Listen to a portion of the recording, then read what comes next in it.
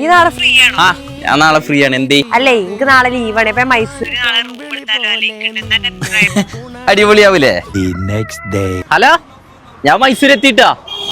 ഇജ്ജ് മൈസൂർ എത്തിയും ചെയ്തോ? ഈ മൈസൂർ എവിടെ അല്ലേ? എന്നാലേ നല്ല വെയില്, നമുക്ക് പോയാലോ? അതാരാ? കുടുംബസമേതം ഉണ്ടല്ലോ.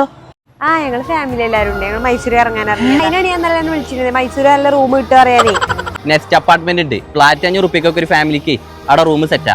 ഇത് മൈസൂർ നെസ്റ്റ് സർവീസ് അപ്പാർട്ട്മെന്റിലാട്ടോ. നിങ്ങൾ ഫാമിലി ഒക്കെ ആയി വന്നിട്ട് ഒരു ബഡ്ജറ്റ് ഫ്രണ്ട്ലി സ്റ്റേ ആണ് നോക്കുകയാണെങ്കിൽ എന്തുകൊണ്ട് ഇങ്ങോട്ടേക്ക് പോകുന്നോളി. അതുപോലെ തന്നെ സീസൺ ആകുമ്പോൾ അങ്ങോട്ടും ഇങ്ങോട്ടും ചെറിയൊരു റേറ്റിന്റെ വേരിയേഷൻ ഉണ്ടാവും കേട്ടോ. അതുപോലെ തന്നെ ഇവർ മെയിൻലി നോക്കുന്നത് ഫാമിലി സ്റ്റേ ആണ്. അവർക്ക് നാട്ടിൽ നിന്ന് വരികയാണെന്നുണ്ടെങ്കിൽ റെയിൽവേ സ്റ്റേഷൻ നമ്മളെ പിക്ക് ചെയ്ത് സൈറ്റ് സീയിങ് പ്രൊവൈഡ് ഉണ്ട്.